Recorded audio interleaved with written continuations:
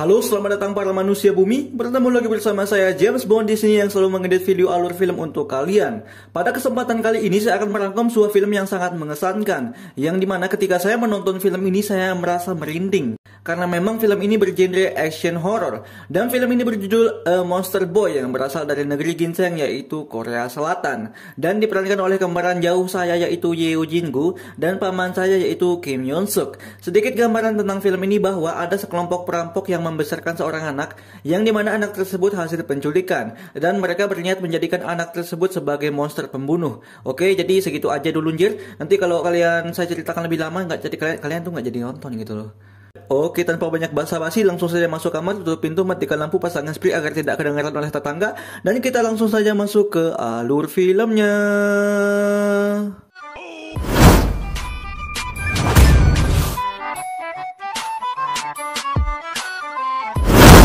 Pada awal film kita akan melihat seorang anak kecil yang sangat ketakutan di kegelapan.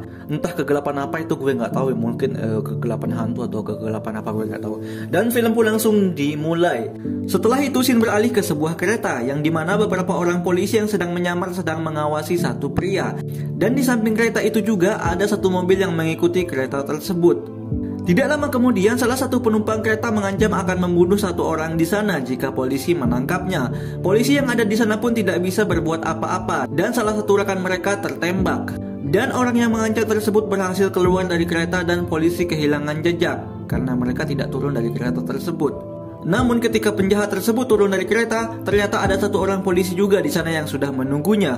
Polisi tersebut memerintahkan orang tersebut untuk melepaskan Sandra. Namun idiotnya ketika Sandra sudah dibebaskan dan berjalan ke arah polisi tersebut, sang Sandra malah menusuk polisi itu. Dengan kata lain, Sandra tersebut juga bagian dari penjahat tadi. Jadi dia itu bersekongkol.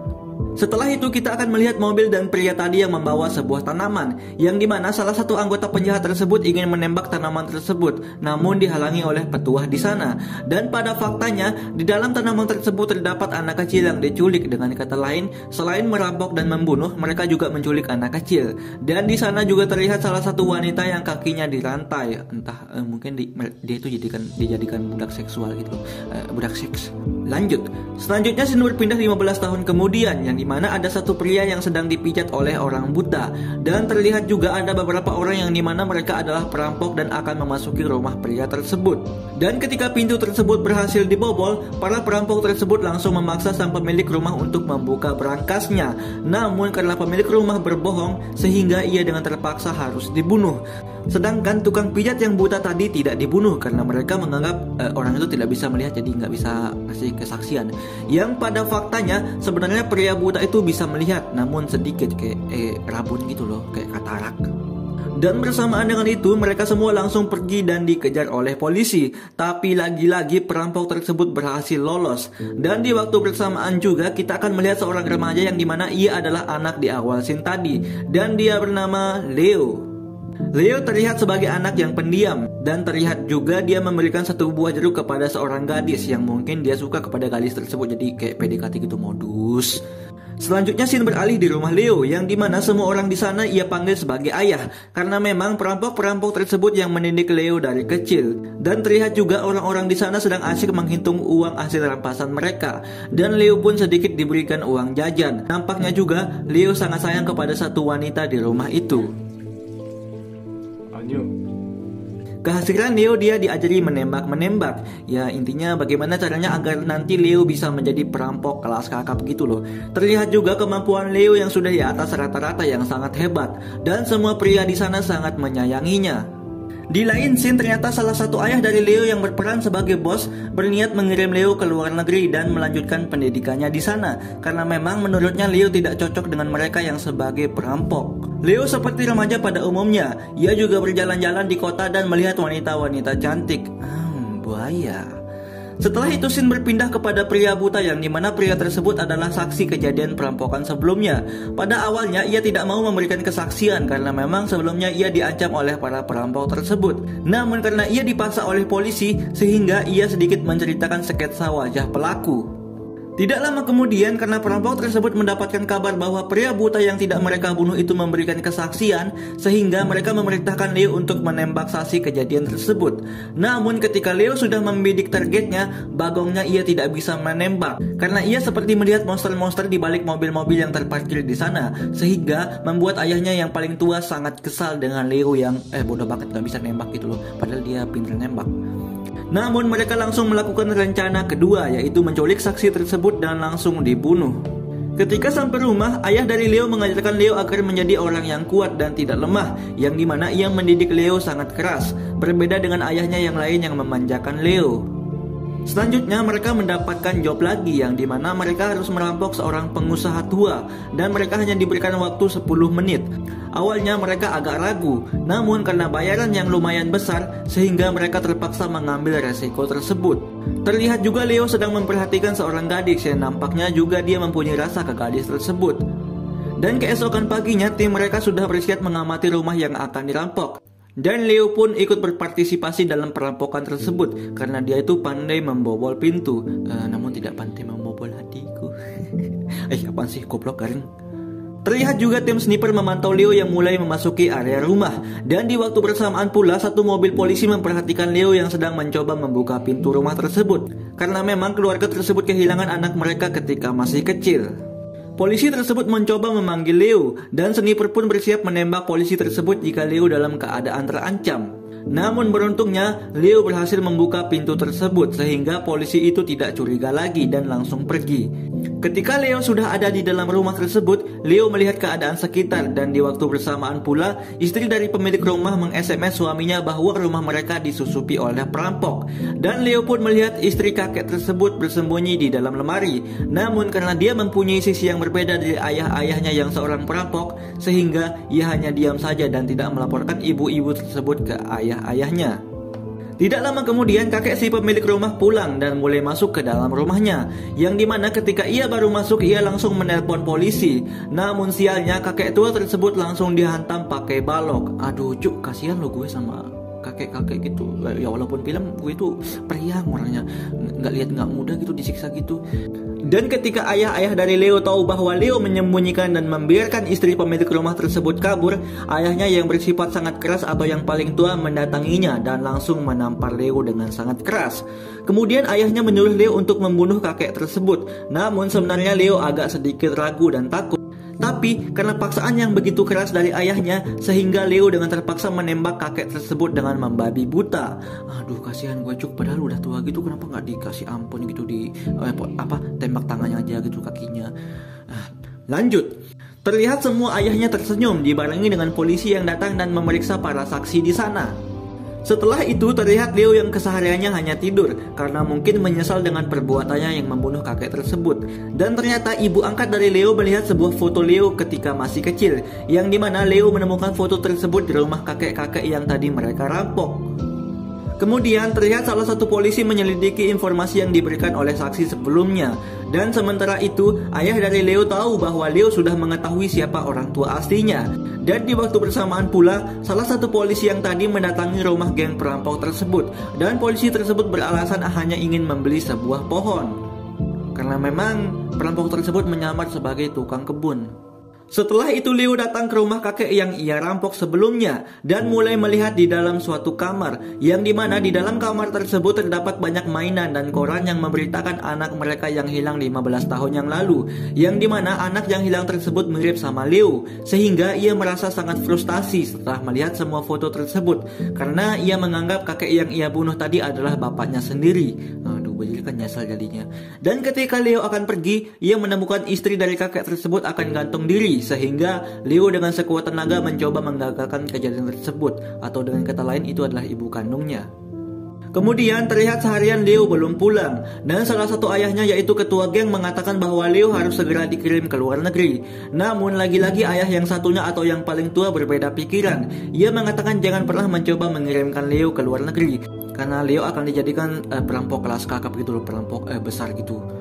Setelah itu Leo pulang dan langsung bertanya kepada ayahnya yang paling muda. Ia bertanya, apakah kau kenal anak di foto itu? Dan apakah sebenarnya kau tahu pemilik rumah yang kita bunuh tadi? Mereka itu sengaja tidak pernah pergi dari sana karena ia menunggu anaknya yang diculik dulu, kata Leo. Dan itu adalah aku, teriak Leo. Sehingga malam itu Leo berubah beringas dan menembak ayahnya sendiri. Nah, gila kak tuh, keren banget sih anjir. Sehingga sekarang semua geng perampok tersebut memutuskan untuk memburu Leo. Dan Leo pun langsung kabur dari mereka semua. Di waktu bersamaan salah satu perampok menyamar sebagai pasien di rumah sakit dan ingin membunuh ibu kandung dari Leo. Sehingga entah dari mana Leo langsung muncul dan mendorong pria tersebut. Di situ terjadi aksi baku hantam yang dimana karena Leo sudah sangat terlatih juga, ia berhasil membunuh pria tersebut walaupun ia agak sedikit terluka.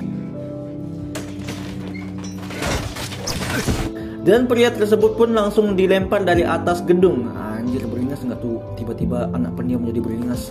Setelah itu Leo menjenguk ibu kandungnya dan ia terlihat sangat sedih karena selama ini ia baru bertemu ibunya. Dan kemarin ia malah membunuh ayah kandungnya sendiri. Sehingga ia agak sedikit menangis di sana. Ya nangis lah, cengeng. Nggak cengeng sih. Kemudian salah satu anggota perampok tadi datang yang dimana itu adalah kakaknya sebelumnya. Dia datang ke suatu tempat yang dimana sebelumnya Leo sudah menunggu di sana. Dan ketika kakaknya baru masuk, sehingga dengan sigap Leo langsung menyerang kakaknya. Dan terjadilah aksi baku hantam lagi.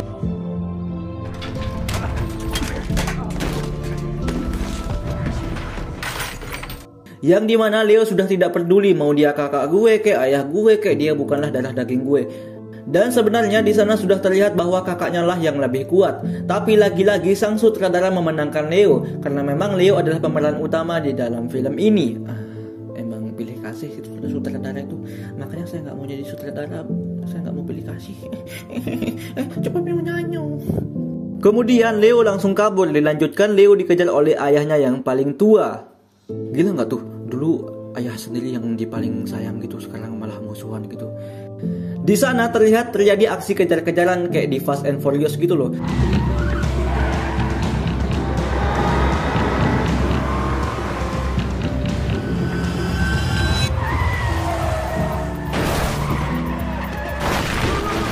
Salah satu kakaknya ingin menembak Leo, namun kakaknya yang satu lagi ingin Leo selamat dan tidak ingin membunuhnya. Di sini kita tahu bahwa sifat kakak dan beberapa ayahnya yang berbeda-beda, dan hebatnya Leo berhasil kabur dari mereka semua. Di lain scene terlihat anggota polisi tersebut menonton sebuah tayangan 15 tahun lalu, yang dimana pada waktu itu Leo diculik oleh perampok-perampok tersebut. Dan setelah itu Leo langsung datang ke suatu tempat yang dimana tempat tersebut disegel dan Leo langsung menelpon ayahnya yang paling tua dan mengatakan jemput aku ke tempat ayah yang membawaku dulu. Dan di sana terlihat ada satu monster raksasa yang diikat. Gila kayak siluman gitu loh, kayak bagong gitu.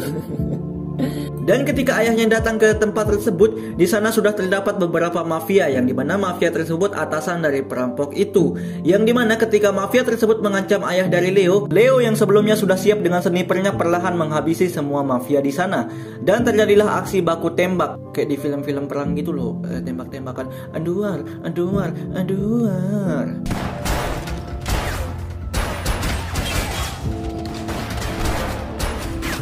Namun akibat dari duel tersebut semua anggota keluarga dari Leo mati atau perampok-perampok tersebut mati kecuali ayah Leo yang paling tua. Di sini Leo sudah berubah menjadi monster yang dimana dulu dia adalah seorang anak yang pendiam dan baik hati, sekarang sudah berubah menjadi anak beringas yang dimana ayahnya sendiri dibunuh anjir. Setelah itu ayah Leo yang paling tua langsung pergi dari tempat itu. Dilanjutkan dengan Leo yang menyusul ayahnya menggunakan mobil hasil begal. Di lain waktu juga polisi tersebut menyelidiki Leo yang dimana polisi tersebut tahu bahwa Leo adalah korban penculikan dan ia juga terlibat di beberapa perampokan. Sementara itu ayah Leo di rumah sakit datang menemui ibu kandung dari Leo dan menjelaskan tentang bagaimana masa pertumbuhan Leo dulu, yang dimana Leo juga dengan susah payah berlari ke dalam rumah sakit.